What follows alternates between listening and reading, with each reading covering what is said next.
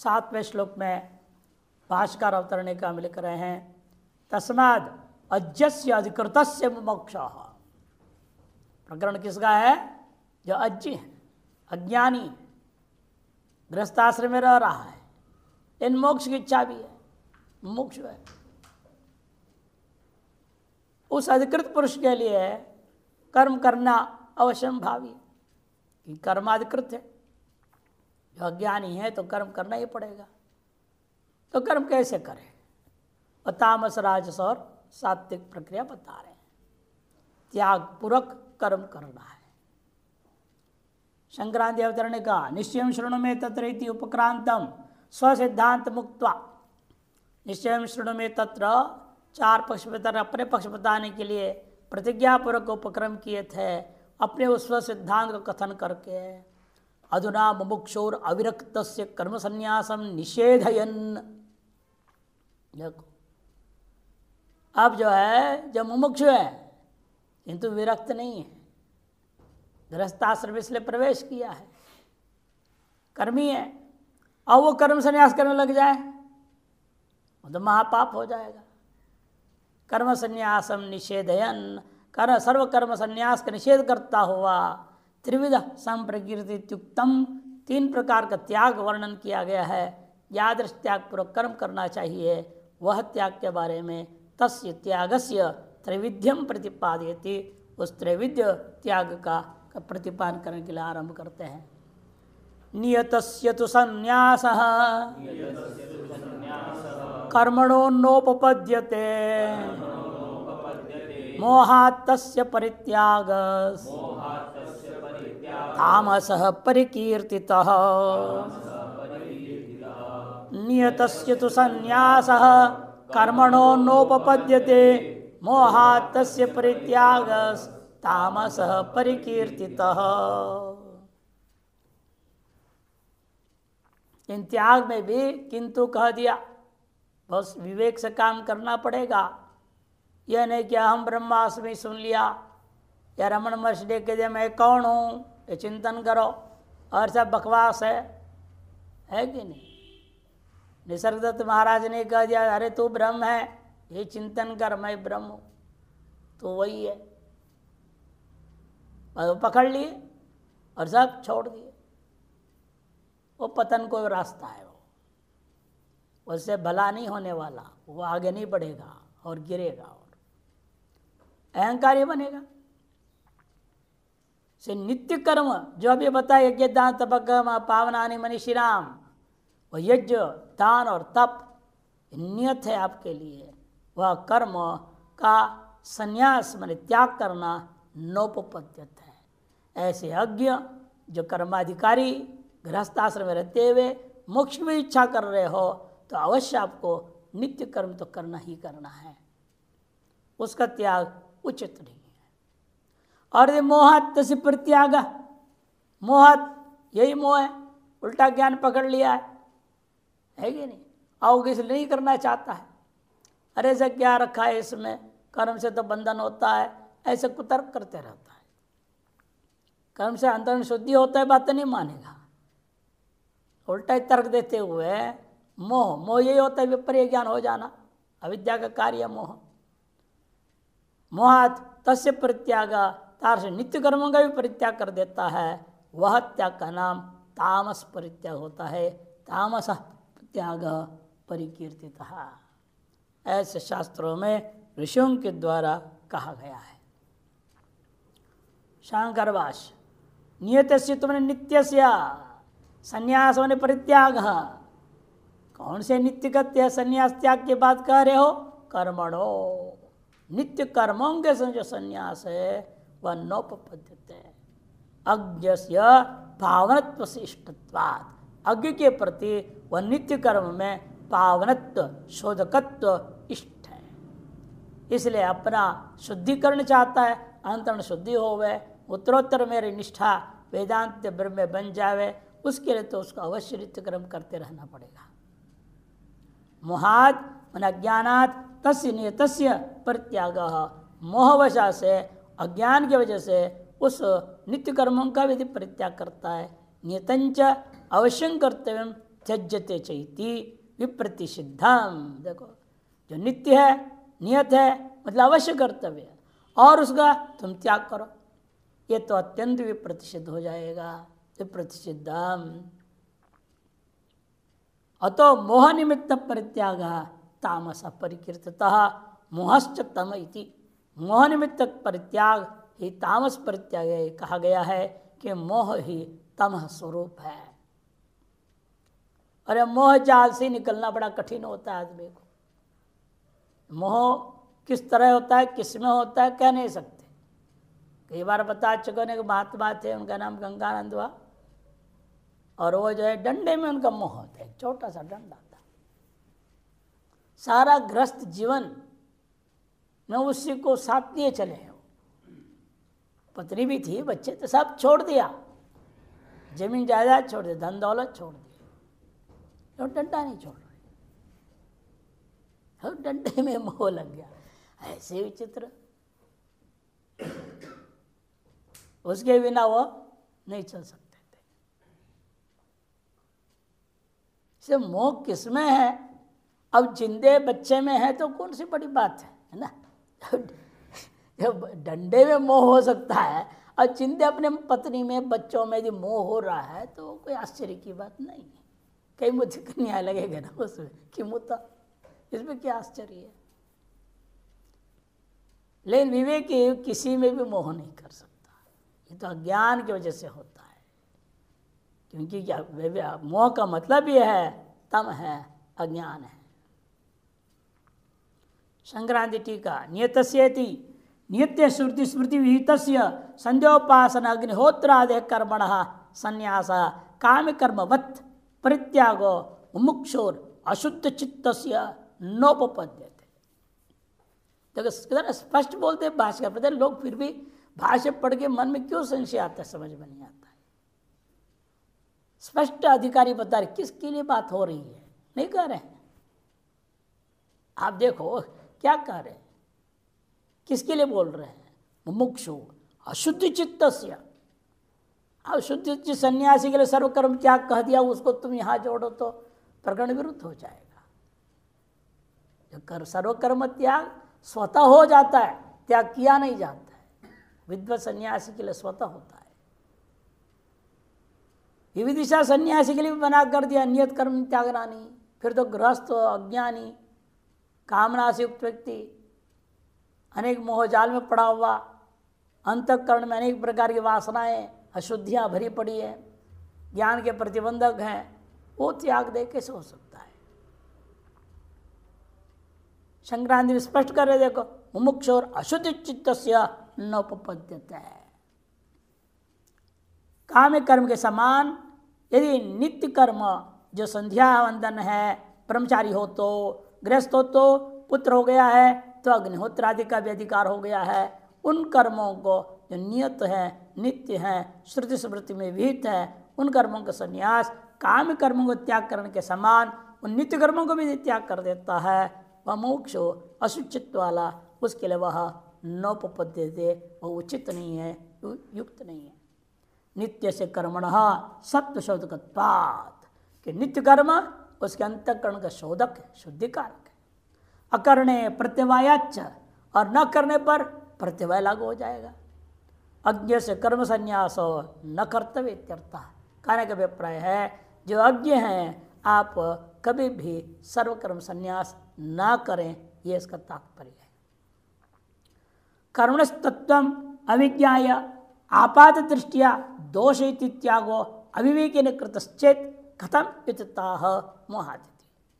कर्म का तत्व को न जान करके आपात दृष्टिया, अरे सब बेकार है, फालतू है, ढोंग हो जाता है इसमें, फालतू पंडित भी यूं ही नाटक करते हैं, दुनिया में पैसा दक्षिणा मांगते हैं, सब कुछ न कुछ बहाना बहाना बनो करके वो छोड़ना चाहता है।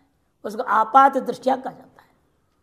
आपात दृष्टिया जो है दोष इति, दोषयुक्त है कर्म, यदि त्यागो अविवेकेन कृतश्चेत्, ऐसा अविवेक पूर्वक यदि त्याग करता है तो कथम इत्यतः, ऐसा कैसे कोई कर सकता है? इत्यतः ने मोहात सब हो जाता है। कृत्याकृत्य ज्ञान अभावो मोह, कृत्य कृत्य ज्ञान का ना होना यही मोह है।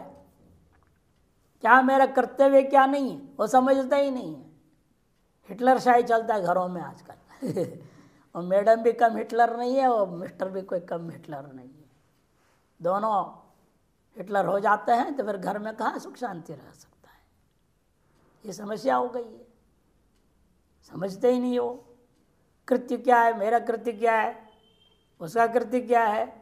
इसे मैं कहता हूँ आजकल जो जो वो अच्छे हैं, जो वर्क डिस्ट्रीब्यूशन वाला सिस्टम है ना, वो ज़्यादा ठीक है। अपना अपना काम बांट लिए, भाई तू ये करेगी मैं ये करूँगा, बाहर खत्म। वो अपना अपना कर रहा है, ये अपनी कर रही है, अपना चल रहा है, वो ज़्यादा ठीक है। अब हिटलर शाही से काम चलता नहीं, वो जमाना गया। पति भगवान है, अब नहीं है। अब पति भगवान भगवान कुछ नहीं, वो भी एक हमारे जैसे इंसान है। तुम भी कमा रहे हो, मैं भी कमा रही हूँ, क्या समझते हो। ये चल रहा है आजकल। उससे वो फिर भी दोनों पढ़े लिखे, दोनों नौकरी वाले, दोनों समझदारी से व्यवहार चला रहे हैं तो ज़्यादा अच्छे लोग हैं। थोड़े सात्विक मानना पड़ेगा, बुद्धिमान लगा, विवेकपूर्वक काम कर रहे हैं। नहीं तो अधिकतर यही है, कृत्याकृत्य जानते ही नहीं। और शास्त्र से कृत्याकृत्य जानना है तो और बड़ा बात है। व्यावहारिक कृत्याकृत्य ही नहीं समझ पा रहे हैं तो शास्त्र में प्रमाणम ते कार्य कार्य व्यवस्थित हो, 16वां अध्याय का अंतिम श्लोक में आया था ना। फिर वो जान करके करना तो और बड़ी बात है। व्यावहारिक धरातल भी ये कृत्याकृत्य को न समझता हुआ, उसे ज्ञान का न होना, यही बड़ा मोह नाम से कहा जाता है। अविवेक, उसको दूसरे शब्दों में अविवेक भी कह सकते हो। तस्मात् मोहात्, उस मोह के कारण से तस्य नियतस्य स्वानुष्ठान जन्य चित्त शुद्धि द्वारा मोक्ष हेतुत्व उपादेयस्यापि नित्यस्य कर्मणः परित्याग।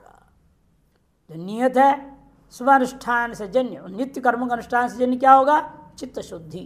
तद्वारा क्या होगा, मोक्ष का साधन बन जा रहा था। अतः उपादेय था, ग्राह्य था, उसको भी नित्य कर्म जो उपादेय भूता है उनको परित्याग। उस परित्याग का नाम तामसस्, तमगुण कार्यत्वात् तामस इति सद्भिः परिकीर्तितः। तमगुण का कार्य होने के नाते उसको तामस परित्याग करके सत्पुरुषों के द्वारा, साधु पुरुषों के द्वारा, सनगामी जो सन्मार्गगामी है उनके द्वारा कहा गया। तमोगुणादेव मोह वैचित्यम अनिष्ठा आदि कर्मफल अज्ञानम भवति। मोह के कारण से ही चित्त में वैचित्यता आ जाती है, अनावश्यक विकल्प, संशय, विपर्य, ये सब हो जाता है।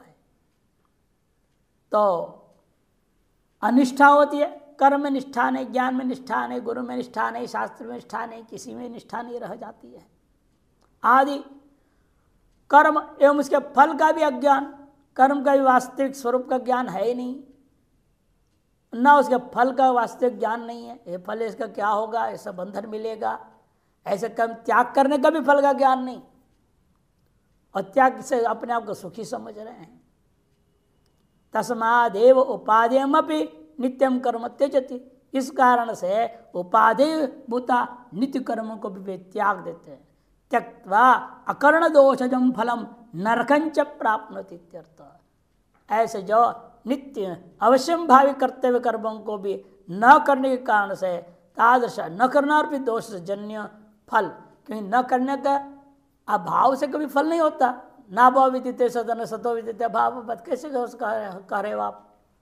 न करने का, न करने का तात्पर्य जिस समय जो करना चाहिए वो नहीं किया का मतलब कुछ और किया।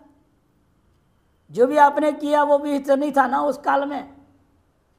जिस देश में जिस काल में क्या करना है वह सब विहित है। आपके सुबह से जगने से लेकर सोते वक्त तक कब क्या करना है, पूरा पूरा सामान्य क्रियाकलापों को छोड़ के, लघु शंका सोच को छोड़ के, उसमें भी कैसे करना भी विधि है, करने के बाद क्या करना वो भी विधि है, करने से पहले क्या करना उसमें भी विधि है। लघु शंका जान से पहले आपको चुनूं कहाँ लगाने, क्यों लगाना है, वो सब वर्णन किया गया। करने के बाद क्या करना वो भी वर्णन है, करते वक्त भी क्या सोचना वो भी वर्णन है। वो भी अविधि पूर्वक नहीं करना, वो भी सब विधि पूर्वक होना चाहिए यथासंभव। इसलिए सोने जगह से सोने पर्यंत तक का सारा क्रियाकलाप आपको शास्त्र के द्वारा यदि प्रदर्शित मार्ग से चलना, वो तो सर्वोत्कृष्ट होता है और यथासंभव करना ही चाहिए। और उसको यह बात न समझ करिए, नहीं कर रहा का मतलब क्या, अशास्त्रीय कुछ कर्म कर रहा है, अशास्त्रीय कर रहा है और शास्त्री भी कर रहा है। मान लो सबने संध्या करने के टाइम में आप समाधि लगा के बैठ गए, आप संध्या कब करोगे? अगर मैं समाधि कर रहा था, अरे समाधि तुमको विधि विधि था कि उस समय में करने को, ब्रह्म मुहूर्त में लगा था समाधि, उस समय तो खराटे मार रहे हैं और संध्या टाइम में समाधि लगा रहे हो। ये उल्टा काम करोगे, कहीं विहित कर रहा हूं मैं, ये नहीं होता। दोपहर 12 बजे अग्निहोत्र करे, उदित ज्योति कहा कि मध्यान्ह ज्योति कहा है, मैं अग्निहोत्र कर रहा हूं, अभिमान उल्टा कर रहे, गलत समय में कर रहे हैं। ये चिन्मयानंद जी बहुत सुंदर कहा करते थे, a right thing done at wrong time yields bad results. आप सही कर रहे हैं लेकिन गलत समय में कर रहे हैं। जैसे दृष्टांत कहते थे, आप क्यों बो रहे हैं? कब बो रहे हैं जी? जून महीना में बो दिया, अरे इतने बारिश हो जाएगा, सब सड़ जाएगा, खत्म, गल जाएंगे। और धान बोने का समय तुम गेहूं बो, गेहूं बोने से हम तो धान बोओगे, उल्टे काम करोगे तो कोई फसल कटेगा। जिस समय में जो लोक में देखो, प्रकृति को देख के सीखो। ऋषियों ने भी कहां से सीखा? पहले प्रकृति को देख के समझा बहुत कुछ। इसे जो शास्त्र को समझ करके उसके अनुसार करना सर्वोत्कृष्ट होता है। अब वो नहीं समझ रहे हो, अर्थात न करने के समय में जो नहीं करना चाहिए जिस उसमें वो कर रहे हो, भले वो शास्त्रीय कर्म भी क्यों ना हो, वो भी आपको खराब फल देने वाला है। क्या फल देगा? कहते हैं अकर्ण दोषजम फलम नरकंच प्राप्त होती है, उसका फल है पाप, पाप के कारण से नरक प्राप्त हो जाएगा। एतेन अज्ञस्य अनिर्विण्णस्य च कर्म त्यागो न कर्तव्य इति सूचितम भवति। सारे तरह ही सीधे सीधे जो अज्ञ हैं, अविरक्त है, उसको कर्म त्याग कभी नहीं करना चाहिए। और उसमें भी आप यदि ब्रह्मचर्य आश्रम में रह गए हों, संन्यास नहीं लिए हैं, गृहस्थाश्रम है, संन्यास नहीं लिए हैं, वानप्रस्थ आश्रम में है, मैंने संन्यास नहीं लिए हैं, ये तीनों आश्रम में रहने वाला, इन सबको कर्म करना ही चाहिए। छांदोग्य उपनिषद मंत्र दिया था ना, त्रियते पुण्यलोका भवन्ति त्रयो धर्मस्कंदाः कहा था। ये धर्म के 3 खंबे के समान विशेष खंबे हैं, ब्रह्मचर्य आश्रम, गृहस्थ आश्रम, वानप्रस्थ आश्रम। और उसके बाद कहते हैं ब्रह्म संस्थो अमृतत्व। जब ब्रह्म में सम्यक संस्थित हो गया है, वो तो अमृत भाव को प्राप्त हो गया, उसको कर्म से कोई लेना देना नहीं। संन्यास आश्रम को अलग कर दिया उन्होंने, और इनको पुण्य लोका भवंती करके सब पुण्य लोग जाने वाले लोग हैं। और पुण्य लोग जाना है तो पुण्य कर्म करना पड़ेगा ना, बिना पुण्य कर्म के पुण्य लोक में चले जाओगे क्या? स्व आश्रमानुसारेण स्ववर्णानुसारेण विहित कर्मों को समझ के कर लिया, अति उत्तम है। और उसको त्यागेगा और तामस त्याग कहा जाता है। टिप्पण स्वनिश्चय मुक्त्वा त्याग से त्रैविध्यम प्रतिपादिति। स्वनिश्चय कथन करके आप उस त्याग का त्रैविध्यता वर्णन कर रहे हैं। तू शब्द पूर्वोक्त पक्ष द्वय वैलक्षण्यार्थ, पूर्वोक्त पक्ष द्वय का वैलक्षणता का द्योतन करने के लिए। अज्ञस्य शुद्धि अपेक्षत्वात् नित्य कर्माणि न त्याज्य।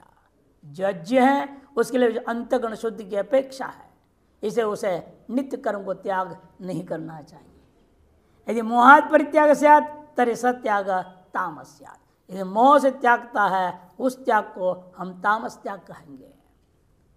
अरे मोह से क्यों कोई त्यागता है?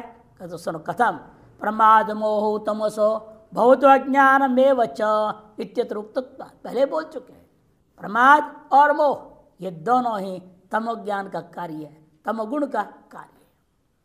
तमसो भवतो, प्रमाद मोह तमसो भवत, प्रमाद और मोह तमोगुण के कारण से होता है। और उन दोनों का भी बीज क्या है? अज्ञान में वच, अज्ञान ही उन दोनों का बीज है।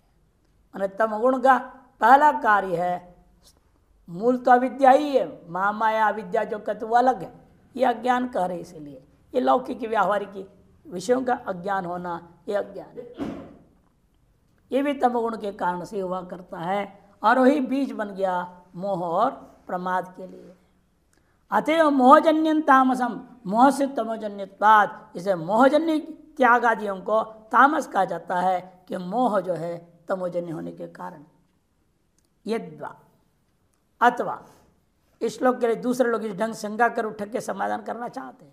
कच्चित शंकदे नित्य कर्माणि दोषवंती भीत कर्मत्वात् काम कर्मवत, ऐसा अनुमान कर लिया उनने।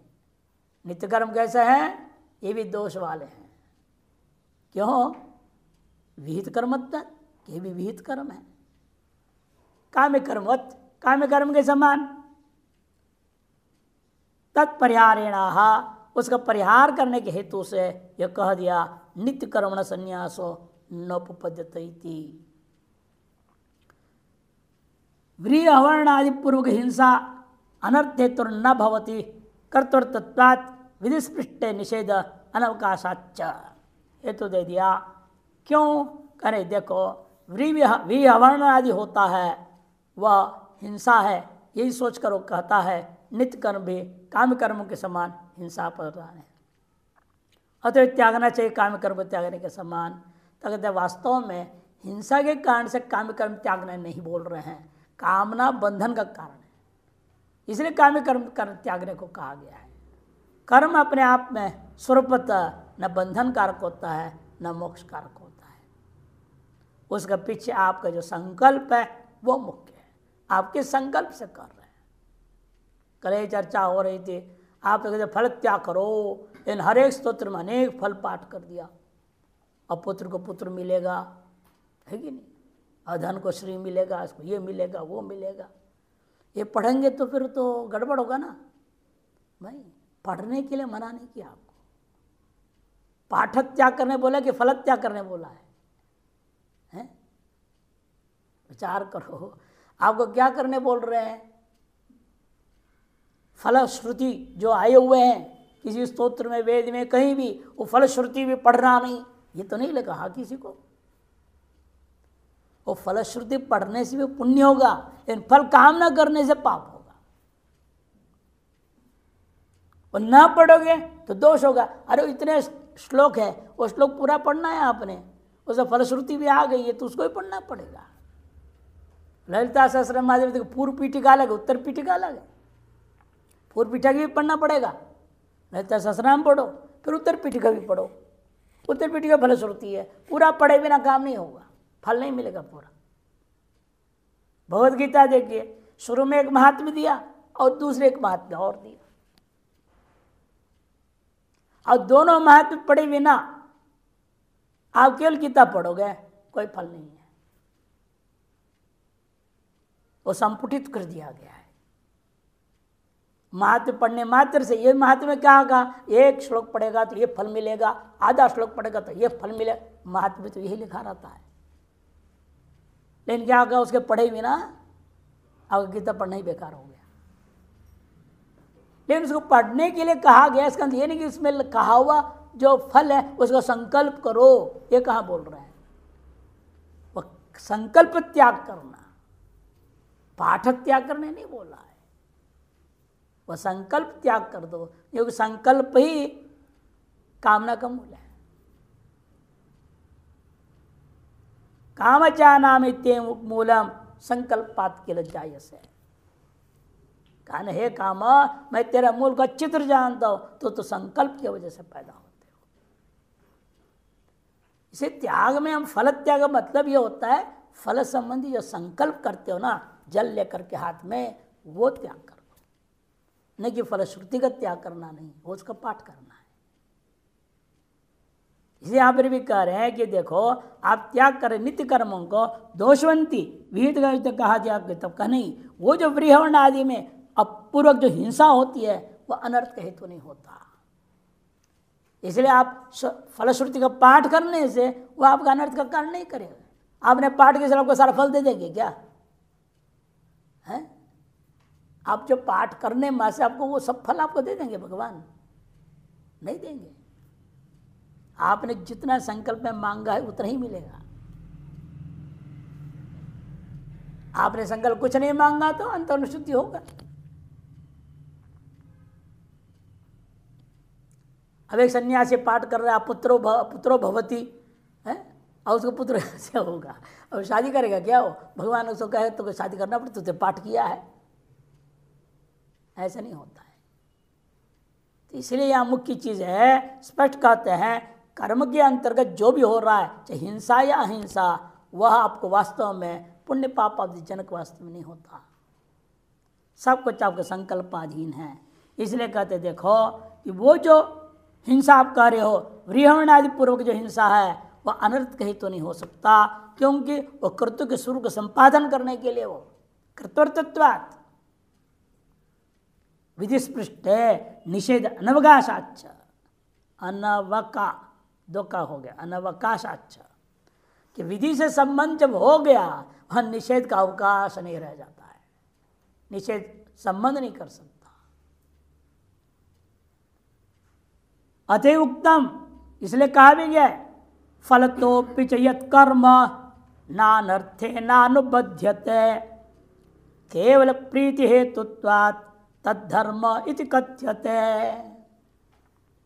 देखो फलतोपि यत् कर्म, जिस कर्म में अनेक फल बताया गया हो, एक फल बताया गया, दो बताया, जितने भी बताया हो, वह नानर्थे नानुबध्यते, वह अनर्थ के साथ आपका संबंध नहीं करा सकता। क्यों?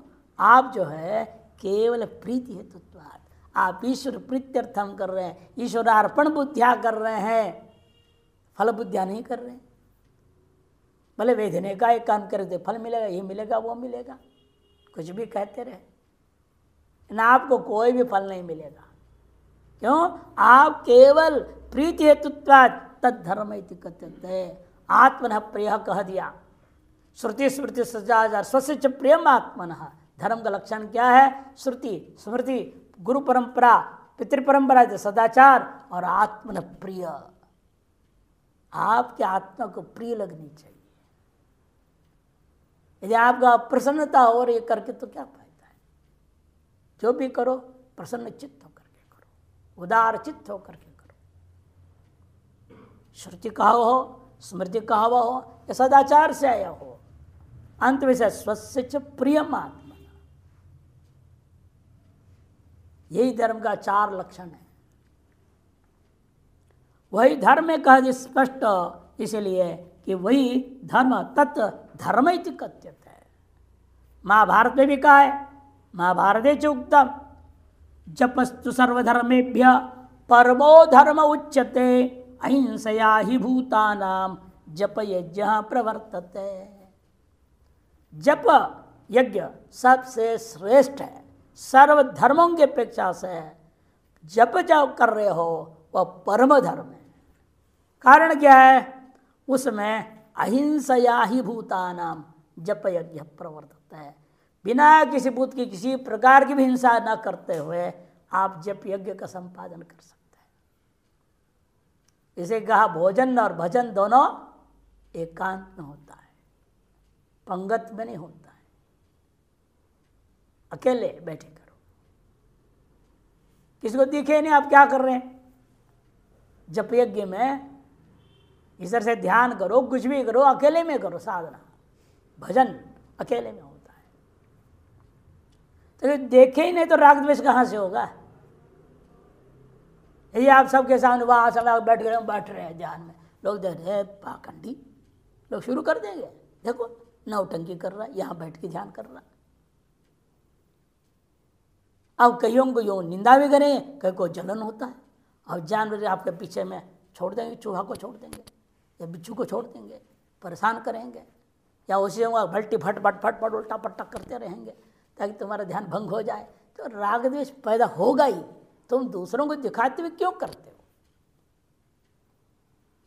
कोई भजन पूजा पाठ दूसरों को दिखा के करने वाला चीज नहीं होती है। कुछ चीजें हैं आपको कहा विधि है सामूहिक करने के लिए, उनको बुलाओ, सबको बुलाओ, आदर पूर्वक, प्रेम पूर्वक, सम्मान पूर्वक, सत्कार पूर्वक करो, नियम है। भागवत कथा करनी है, वो अपने कमरे में बैठ के नहीं करने के, पंडित को बिठा करके। विधि है, आपको पूरे समाज में सूचना देनी चाहिए। आवे नहीं आवे, जानते जाने, उसके काम जाने, आपके करते हुए सबको सूचित करो, अधिक से अधिक प्रचार करो, हर साधन को इस्तेमाल करो। और जो भी आएंगे पूर्ण सत्कार सम्मान के साथ, ये नहीं कि नीच जात का है, उच्च जात का, ये है वो है, पैसा वाला है, दान दाता है, नहीं दान दाता है, कोई भेदभाव के बिना सबको बराबर बैठने की, सुनने की, प्रसाद आदि की व्यवस्था करना लिखा हुआ है, विधि है वो। इन व्यक्तिगत जहाँ साधना की बात होती है, सामाजिक जो पूजा पाठ कार्य है, भागवत आदि जैसे है, उनको छोड़ो। बाकी जो व्यक्तिगत है, विशेषतौर जप है, वो तो आपको किसके सामने करने की क्या जरूरत है। और इसलिए जप यज्ञ एक ऐसा यज्ञ है जिसमें आप काया वाचा मनसा किसी की भी, किसी प्रकार की भी हिंसा की भी ना कर सकते हैं। इसे सर्वोत्कृष्ट धर्म है, ये कहा गया है। मनुनापि, मनुस्मृतिकार ने भी कहा, जप्येनैव तु संसिद्धेत ब्राह्मणो नात्र संशयः कुर्यान्न अन्यन्वा कुर्यात् कुर्यादन्यन्वा कुर्यात् मैत्रो ब्राह्मण उच्यते। मित्रानाम ऋषि, मित्र ऋषि, उनका वचन है, मैत्रो ब्राह्मण उच्यते। कहा उन्होंने, जप्येनैव तु ब्राह्मणो संसिद्धेत नात्र संशय। ब्राह्मण जो सर्वसिद्धि को प्राप्त करता है, वह एकमात्र जप के द्वारा ही प्राप्त कर सकता है।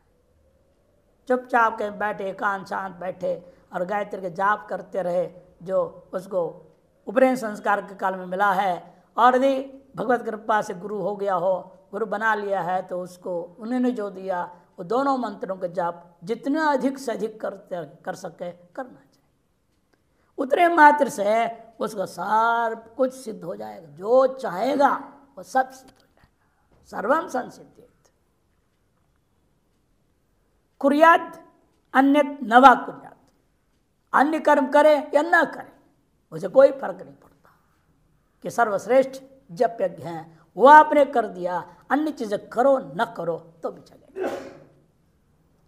इसलिए हम लोग देखते थे, छोटे पर में हम लोग थे, बच्चे थे, उपनयन संस्कार के बाद कई बार बहाना हम लोग बना लेते थे। वास्तव में परीक्षा है, पढ़ाई कर रहा हूँ ज़्यादा, ये है वो है, कहते कोई बात नहीं, कम से कम और कुछ पूरी संध्या ना करो तो गायत्री 2 माला 3 माला जपो बैठ के। अब समझ में आता है, वो परंपरा में शास्त्र नहीं थे। और कुछ करो ना करो, संध्या का बाकी हिस्सा करो या ना करो, लेकिन गायत्री जप करो, वो छोड़ना नहीं। जितना भी आप अपने आप को बिजी बोलो, आज की भाषा में बिजी, हर बात बिजी बोलता है, बिजी। फोन भी बोलता है आपका फोन, और जिसको आपने कॉल को बिजी है, हाँ, उसे भी रिकॉर्डिंग कर, व्यस्त है बोलते हैं। क्या व्यस्तता है? अरे जितनी भी व्यस्तता है, व्यस्तता में थोड़ी समय निकालना पड़ेगा। इतने 3 माला गायत्री जाप करने कम से कम आपका समय निकालना ही निकालना है,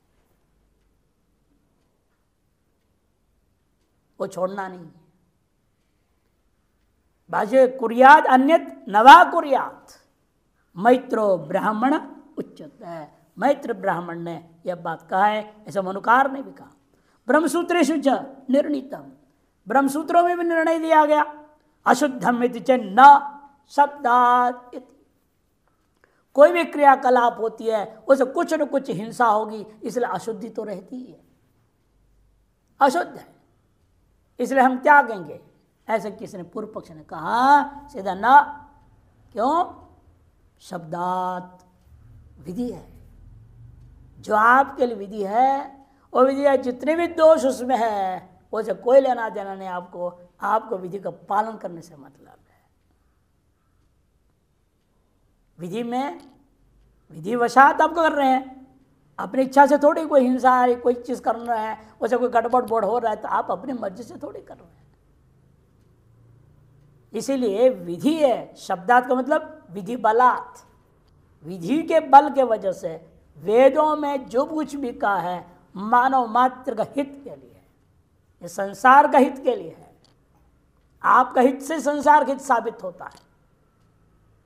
इसलिए वेदों में कहीं भी मानव मात्र संसार मात्र का हित पर कुछ भी नहीं।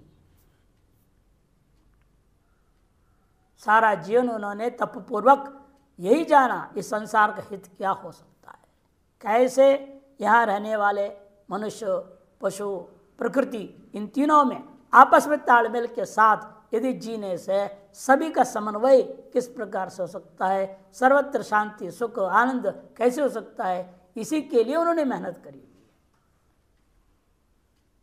आजकल तनख्वाह लेके लेबोरेटरी में एक्सपेरिमेंट कर रहे हैं, ऐसा नहीं था ना। उन्होंने जो परीक्षण किया है वो अपने ही शरीर पर लेबोरेटरी में किया है। और उनका दूसरा है जो बाह्य लेबोरेटरी तो पूरी प्रकृति ही थी, उसने अपने आप को झोंक दिया, सारा जीवन लगा के परीक्षण करके निर्णय लिया हुआ है, अनुभव सिद्ध बातें। इसलिए उसमें ननु नच शंका करके अश्रद्धापूर्वक या आलस दोष आदि आगे आएगा, रजगुण आदि में भी दुख मित्येव यूँ सोचते हुए त्यागना, यह मूर्खता है। इसलिए कहते हैं अशुद्धम चेत न शब्दात, विधि के बल से आप कर रहे हो उसे हिंसा अहिंसा का विचार ही मत करो। जो विधि ने जैसे कहे वैसे करो। शंख पकड़े फोंगो बोल दिया सवेरे सवेरे, अरे हड्डी है, आप कह रहे हड्डी छू दिया, नहा करके गड़बड़ हो गया, अब फिर 7 बार नहाना पड़ेगा। ये मूर्खता मत करो। शंकर पे हड्डी को छू के उसका सवेरे फूंकने से निषेध नहीं कि विधि है, वहाँ विधि होने से दोष आए न भवति। शहद है, झूठा है, एक का नहीं हजारों मक्खियों का झूठा है। एक दिन किसी के भी झूठा नहीं खाना और उधर शहद में दवाई डाल के खाना। भगवान के लिए शहद में डालो, पंचामृत बनाओ, उसको लो बड़ी श्रद्धा से। बताओ, हजारों की झूठे को खाने को बोल रहे हो, ऐसे कोई कुतर्क करे तो एक ये शब्द विधि कहा है भाई।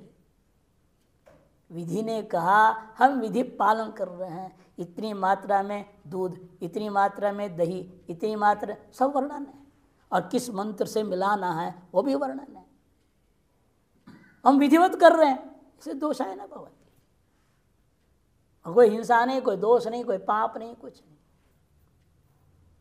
इसलिए कोई कहे ये अशुद्ध है, अपवित्र है, दोषयुक्त है, हिंसा है, ये नहीं कहना चाहिए कि विधि के वजह आप करते हैं।